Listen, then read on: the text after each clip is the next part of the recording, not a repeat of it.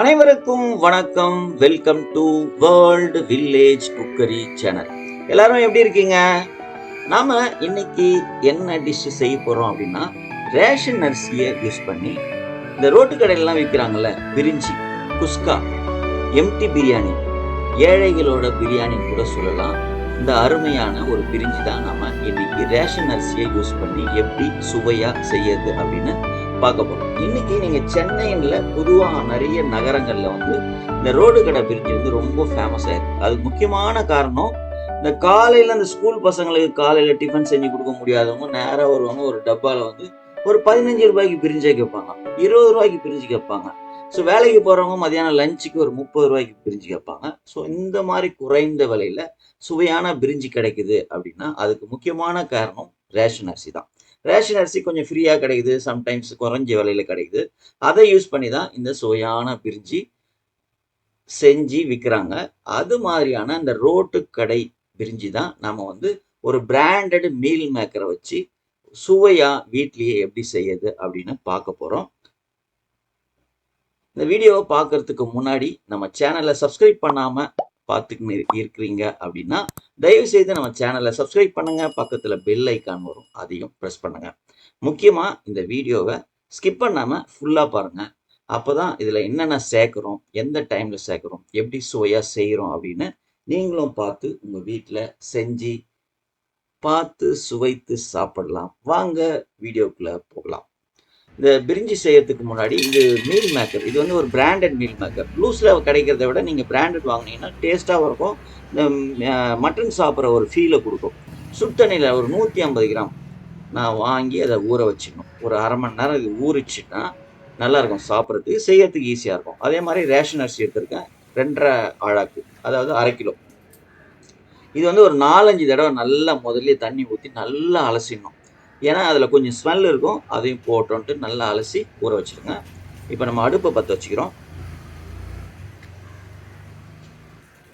பாத்திரத்தை வச்சுட்டு நான் விறகு அடுப்பில் தான் செய்கிறேன். நீங்கள் குக்கரில் செய்கிற மாதிரி இருந்தாலும் இதே இன்க்ரீடியன்ஸ் யூஸ் பண்ணி செய்யலாம். 75 ml கடலை எண்ணெய், 50 கிராம் நெய் எடுத்துருக்கேன். அதில் 25 கிராம் நெய்யை 2 ஸ்பூன் நெய் இதில் முதல்ல சேர்த்துக்கலாம்.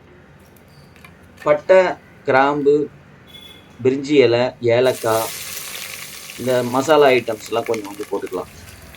அப்புறம் 200 கிராம் பெரிய வெங்காயம் கட் பண்ணி வச்சுருக்கேன், அதை சேர்த்துட்டு நல்லா வதக்குங்க. ஸோ பிரியாணிக்கு எப்படி வதக்கும் அதே மாதிரி நல்லா அந்த கோல்டன் அந்த ஃப்ரை ஆகிற வரைக்கும் நல்லா வரணும். இப்போ பாருங்கள், நல்லா சூப்பராக இது மாதிரி வதங்கினதுக்கு அப்புறம் நாம் ஒரு 2 ஸ்பூன், அதாவது 50 கிராம் இஞ்சி பூண்டு பேஸ்ட்டு இதில் சேர்த்துக்கிறோம். 50 கிராம்ன்றது 25 கிராம் பூண்டு, 25 கிராம் இஞ்சி. இதனோட பச்சை வாசனை போகிற வரைக்கும் இதை நல்லா வதக்கிங்க. இப்போ ஒரு அரை கைப்பிடி புதினா, ஒரு 4 பச்சை மிளகாய். முதல்ல புதினாவை போட்டுடணும், கொத்தமல்லி இப்போ போடக்கூடாது. புதினா நல்லா இந்த எண்ணெயில் வதங்குச்சுன்னா ஒரு வாசனை சூப்பராக இருக்கும்.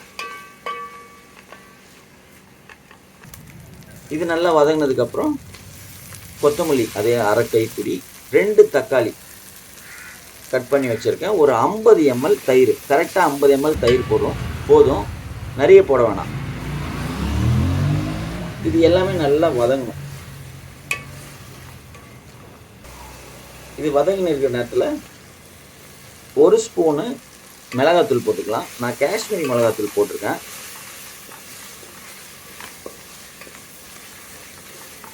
இதெல்லாம் வதங்கிறதுக்கு கொஞ்சம் உப்பும் சேர்த்துக்கிறோம். இப்போ பாருங்கள், ஓரளவுக்கு நல்லா வதங்கின்னு இருக்குது. இந்த வதங்குற நேரத்தில் நம்ம ஊற வச்சுருக்கோம்ல அந்த மீல் மேக்கர், அது சுடுதண்ணியில் வந்து நல்லா புழிஞ்சு தனியாக எடுத்துட்டு திரும்பவும் அதில் வந்து பச்சை தண்ணி ஊற்றி ஒரு 2-3 தடவை நல்லா அலசணும்.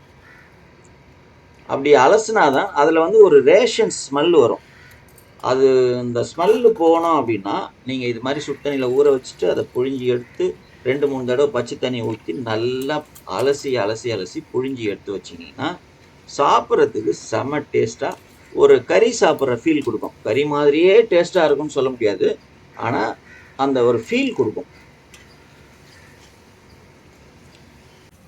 இப்போ பாருங்கள், தக்காளி எல்லாமே ஓரளவுக்கு நல்லா வதங்கிடுச்சு.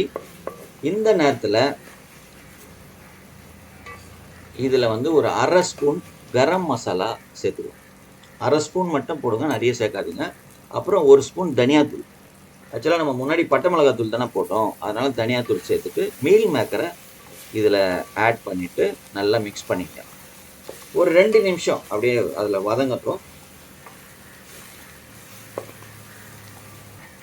நான் என்ன பண்ணிடுறேன்னா, எடுத்துருக்க அரிசி வந்து 2.5 கிளாஸ் அரிசி. இப்போது ஒரு 5 கிளாஸ் சுடு தண்ணி வச்சு ரெடி பண்ணி வச்சுருக்கேன். அந்த சுடு தண்ணியை இதில் சேர்த்துக்கிறேன்.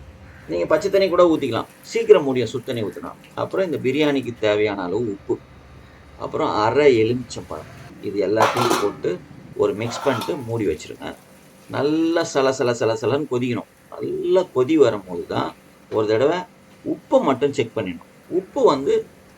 உப்பு டேஸ்ட் பண்ணோன்னா ஒரு கல் உப்பு எக்ஸ்ட்ரா இருக்கிற மாதிரி, அதாவது லேசாக கரிப்பு அதிகமாக இருக்கும். அப்படி இருந்தால் தான் இது எல்லாம் அக்செப்ட் பண்ணது போக அந்த உப்போட சுவை கரெக்டாக இருக்கும். இப்போ நம்ம அரிசி இதில் சேர்த்துக்கலாம். சேர்த்துட்டு ஒரு நல்ல ஒரு கிளறிடுங்க. இது வேகிறதுக்கு ஒரு 10லேருந்து 15 நிமிஷம் ஆகும். ஒரு 5 நிமிஷம் நல்லா நெருப்பு வச்சுருங்க, அதுக்கப்புறம் நெருப்பை குறைச்சிடலாம். ஸோ மூடி வச்சிடலாம். நீங்கள் நடுவில் ஒரு 3-4 தடவை ஓப்பன் பண்ணி கிளறி விட்டுக்கினே இருக்கணும், இல்லைன்னா அடி பிடிச்சிடும். அப்புறம் நீங்கள் கரெக்டாக 5 நிமிஷம் ஆகும், 5 நிமிஷம் கழிச்சு ஓப்பன் பண்ணி பார்க்கலான்னா வேலைக்கு ஆகாது.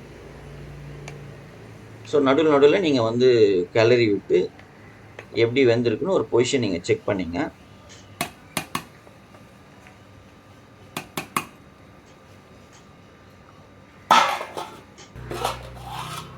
பாருங்கள், இப்போ ஓரளவுக்கு கிட்டத்தட்ட ஒரு 80லேருந்து 90% வெந்துட்டுருக்கும் அரிசி. தண்ணியும் நல்லா வத்திச்சு பாருங்கள். இப்போ என்ன பண்ணோன்னா, நல்லா வந்து மேலே வந்து ஒரு டைட் பண்ணிடுங்க, பட்டையாக அப்படியே ஒரு மாதிரி இது மாதிரி பட்டை அடிச்சுட்டு, இப்போ மீதி 25 ml 2 ஸ்பூன் நெய் இருக்குல்ல, 1 ஸ்பூன் நெய் மட்டும் மேலே போட்டு. இந்த நெய் வந்து ஆப்ஷனல் தான், இல்லைனாலும் பரவாயில்ல. இந்த வாழை இது மாதிரி வாழை போட்டு தம் போட்டிங்க அப்படின்னா அதனோட ஸ்மெல் ஒரு வேறு லெவலில் இருக்கும். இப்போ மூடிட்டு ஒரு வெயிட் ஒன்று வச்சுட்டு கீழே இருக்கிற நெருப்பை எடுத்து டம் போட்டுடலாம். நீங்கள் குக்கரில் செய்கிறீங்கன்னா அந்த தவா வச்சு தம் போடுவோம்ல, அது மாதிரி கூட பண்ணிக்கலாம்.